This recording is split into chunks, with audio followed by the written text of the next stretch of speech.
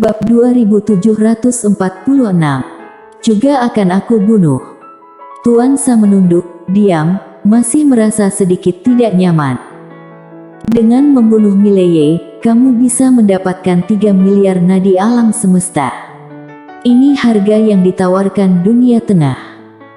Mileye hanya ada di alam dewa, tapi dunia tengah memberikan harga yang begitu tinggi, yang sangat tidak normal. Namun, dia tidak bisa menolak godaan 3 miliar nadi alam semesta ini. Karena kultivasi sangat membutuhkan uang, apalagi dia mempunyai sekelompok saudara bersamanya, jadi 3 miliar nadi alam semesta dapat menyelamatkan mereka dari kekhawatiran akan uang dalam jangka waktu yang lama di kemudian hari. 3 miliar. Tuan Sa itu memulihkan pikirannya. Dia menunduk dan hendak berbicara. Pada saat ini, seorang pria parubaya muncul tidak jauh dari Tuan Sa. Orang yang datang tak lain adalah Si Jun.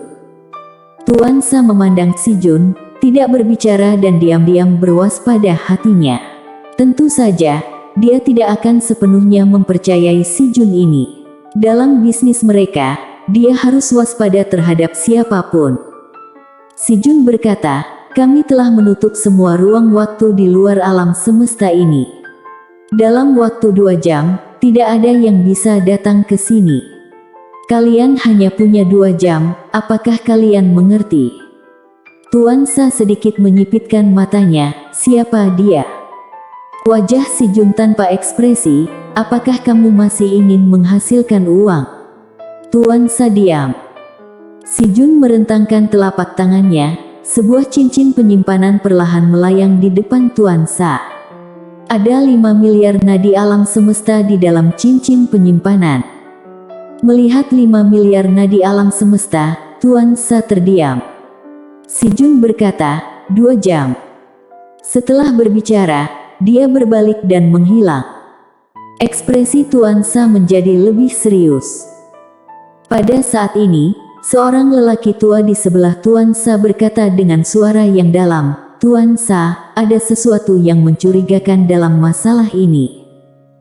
Tuan Sa berkata tanpa ekspresi, aku tahu. Orang tua itu ragu-ragu sejenak, lalu berkata, apa bunuh? Tuan Sa melihat ke cincin penyimpanan di depannya, ekspresinya sangat muram. 5 miliar. Dia benar-benar tergoda. Namun, intuisinya mengatakan kepadanya bahwa jika dia mengambil tindakan, dia mungkin akan menyebabkan sebab akibat yang sangat besar. Dunia tengah tidak berani membunuh Mileye, ini telah membuktikan banyak hal. Tepat pada saat ini, ruang waktu di depan beberapa orang tiba-tiba bergetar. Saat berikutnya, seberkas cahaya pedang jatuh di depan Tuan Sa dan yang lainnya. Cahaya pedang menyebar, seorang pemuda muncul di depan Tuan Sa dan yang lainnya. Orang yang datang adalah Mileye. Melihat Mileye, Tuan Sa sedikit mengernyit, kamu bisa merasakan kami. Mereka datang berkelompok, menyembunyikan aura mereka sendiri. Mileye memandang Tuan Sa dan yang lainnya, lalu tersenyum dan berkata, apakah kamu dari dunia tengah? Tuan Sa diam. Saat ini, Mileye menggelengkan kepalanya, tidak. Jika aku adalah dewa dunia tengah, aku pasti tidak akan melakukan hal bodoh seperti ini.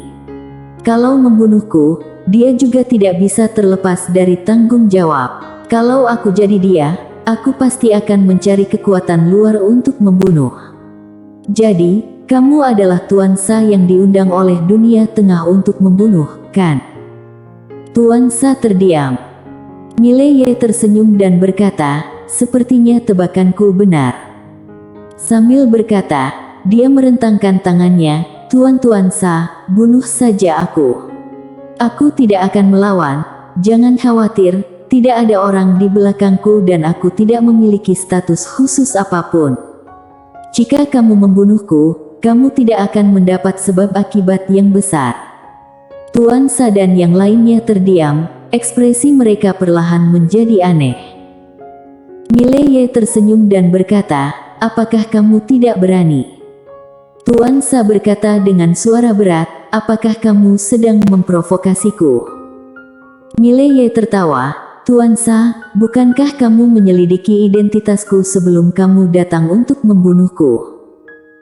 Tuan Sa berkata, aku datang terburu-buru, jadi aku belum menyelidikinya dengan jelas. Mileye tersenyum dan berkata, aku adalah tuan muda dari klan Yang. Tuan muda klan Yang. Mendengar hal tersebut, tiba-tiba mata Tuan Sa menciut, bagaimana mungkin kamu?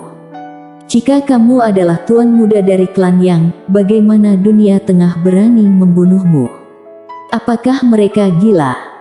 Mileye tertawa kecil, pikirkan sendiri. Setelah hening beberapa saat, Tuan Sa berkata, sejauh yang aku tahu, ada seorang nona pertama di klan Yang. Dewa dunia dan yang lainnya mengikuti nona pertama itu, sedangkan kamu. Berbicara sampai sini, dia tidak mengatakan apa-apa lagi. Mileye mengangguk, ya. Tuan Sa diam, wajahnya sangat suram. Pertikaian di dalam klan Yang. Ini benar-benar keterlaluan. Saat ini, dia sedang marah dan ingin membunuh seseorang. Jika dia terlibat dalam pertikaian di dalam klan Yang, bukankah itu berarti dia mencari mati? Bahkan jika Mileye terbunuh, dia pasti tidak punya jalan keluar. Dia bahkan akan dilawan kembali oleh dunia tengah. Terlalu berbahaya. Sial. Tuan Sa tiba-tiba tidak bisa menahan diri untuk mengutuk. Siapapun itu, kalau dijebak, pasti akan merasa tidak nyaman. Mileye tiba-tiba bertanya, apakah kamu ingin bertaruh? Tuan Sa memandang Mileye, apa maksudmu? Mileye berkedip, aku ingin memperjuangkan posisi calon kepala keluarga. Kalau kamu mengikutiku, setelah aku bersaing untuk posisi calon kepala keluarga, kalian semua akan menjadi pahlawan pendirian negara. Tuan Sa. Seorang lelaki tua di samping majikannya berkata dengan suara yang dalam, apa yang kamu gunakan untuk bertarung dengan kakakmu? Mileye tertawa, lalu menunjuk pena kebenaran agung di pinggangnya, apakah kamu melihat pena ini? Pena kebenaran agung. Melihat pena kebenaran agung di pinggang Mileye, ekspresi lelaki tua itu tiba-tiba menjadi serius.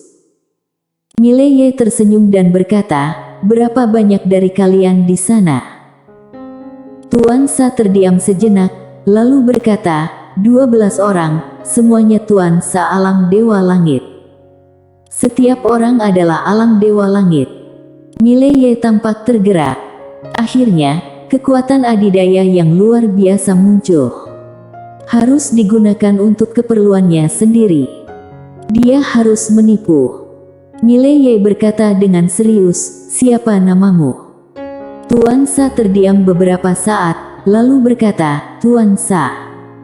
Mileye tersenyum dan berkata, apakah kamu ingin masuk ke klan Yang?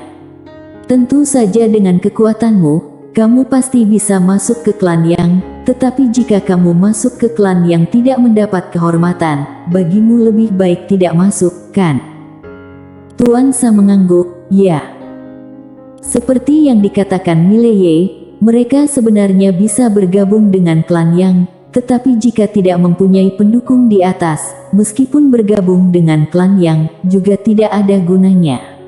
Karena meski masuk, juga hanya menjadi pelayan. Mileye tersenyum dan berkata, ikut aku, ketika aku mengambil alih kekuasaan, kalian semua akan menjadi pahlawan pendiri. Tuan Sa sedikit mengernyit, bisakah kamu mengalahkan kakakmu? Mileye tertawa, kenapa kamu tidak berani mencobanya? Kalau kamu tidak bertaruh, alam dewa langit adalah batasanmu, bukan? Tuan Sa terdiam lama. Mileye merentangkan telapak tangannya dan menara kecil perlahan melayang di depan Tuan Sa, masuk dan rasakan. Tuan Sa merasa sedikit waspada. Mileye tersenyum dan berkata, aku seorang terpelajar, mana mungkin mempunyai niat jahat. Tuan Sa terdiam beberapa saat, lalu memasuki menara kecil. Tidak lama kemudian, dia muncul lagi di lapangan. Saat ini, matanya penuh dengan keterkejutan. Mileye tersenyum dan berkata, "Menara ini disebut Menara Hongmeng, pernah bersama ayahku hidup dan mati. Sekarang, ayahku telah memberikannya kepadaku. Bukankah sudah jelas? Dia berencana bahwa setelah 100 tahun, dia akan mewariskan klan yang kepadaku." Setelah selesai berbicara, dia mengerutkan kening. Sepertinya apa yang dia katakan agak tidak pantas. Ekspresi Tuan Sa menjadi sedikit aneh. Mileye melanjutkan, "Tuan Sa, perhatikan baik-baik." Saat mengatakan itu, auranya tiba-tiba naik tajam. Dalam sekejap, auranya langsung mencapai keadaan alam Dewa Langit. Dewa Langit. Melihat adegan ini, mata Tuan Sa tiba-tiba mengecil. "Kamu ternyata adalah alam Dewa Langit." Dia harus mengatakan bahwa dia benar-benar sangat terkejut saat ini. Alam Dewa Langit semudah ini. Mileye berkata lagi, "Tuan Sa, pernahkah kamu melihat alam Dewa Langit yang berusia 18 tahun? 18. Tuan Sa dan yang lainnya semuanya tercengang. Setelah beberapa saat, Tuan Sa memandang Mileye, terkejut, "Apakah kamu berumur 18 tahun? Mileye mengangguk, "Ya." Tuan Sa sedikit ragu. Mileye tersenyum dan berkata, "Aku adalah seorang kultivator pedang dan juga seorang sarjana. Apakah aku perlu berbohong kepadamu?" Tuan Sa terdiam lama. Mileye melanjutkan, "Apakah kamu melihat pena kebenaran agung di pinggangku?" Tuan Sa melirik pena kebenaran agung di pinggang Mileye dan mengangguk. Mileye tersenyum dan berkata, "Mengapa pena kebenaran agung mengikutiku? Karena orang jenius sepertiku jarang ada dalam puluhan miliar tahun. Bertahun-tahun yang lalu, pena kebenaran agung tiba-tiba mencariku dan berkata ingin mengikutiku, tapi tidak ada gunanya sekeras apapun aku menolaknya. Aduh, sial." Suara kebenaran agung tiba-tiba terdengar dari kepala Mileye, "Kamu." Mileye mengabaikan pena kebenaran agung sama sekali dan melanjutkan, "Tuan Sa, kamu akan menghadapi banyak pilihan dalam hidupmu, beberapa pilihan akan membuatmu mengubah takdirmu. Sekarang, ada peluang di depanmu."